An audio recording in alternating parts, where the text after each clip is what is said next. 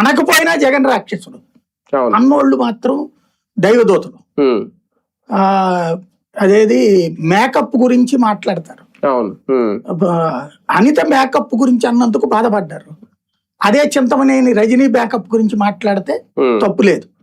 అంటే మేము ఏం మాట్లాడినా అవతల వాడు పడటానికి మాత్రమే పుట్టారు. మమ్మల్ని అంటే వాళ్ళు ఉన్మాదులు అవుతారు, విధ్వంసకారులు అవుతారు. ఇది ఒక ఆస్పెక్ట్ మాటల పరంగా తీసేస్తే. ఇందులో వ్యూహం ఏంటంటే ఇక్కడ ఆ అబ్బాయి కాపు అన్నటువంటి పాయింట్ తో ఎక్కువగా కాపు సంఘాలు ఈయన రైట్ చేసినాయి. వైసీపీ కాదు ముందు రైట్ చేసి, వాళ్ళ అమ్మ తర్వాత కాపు సంఘాలు వాళ్ళందరూ కోర్టు అసోసియేషన్ వాళ్ళు ఇతను కాపు అని చెప్పి తీసుకున్నారా, లేకపోతే బార్ అసోసియేషన్ వాళ్ళు ఏమని తీసుకున్నారు? నువ్వు నెల రోజుల పాటు క్రిందటి నెల 8వ తారీఖు సంఘటన జరిగితే వాళ్ళమ్మ పోలీస్ స్టేషన్ దగ్గరికి వెళ్ళింది, డీజీపీ దగ్గరికి వెళ్ళింది, కమిషనర్ దగ్గరికి వెళ్ళింది, కోర్టు దగ్గరికి వెళ్ళింది.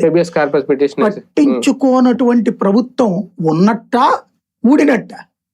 వాడు దుర్మార్గుడు, చంపేశాం, సంషేర్గా మగాళ్ళలాగా చెప్పండి, వాడు దుర్మార్గుడు చంపేశాం మేము. ఇప్పుడు ఈయన అంటున్నాడు క్రిమినల్ని నేరగాళ్ళని మేము రానివ్వం, వాళ్ళకి పదవులు ఇవ్వం, పార్టీలో అవకాశం ఉండదు.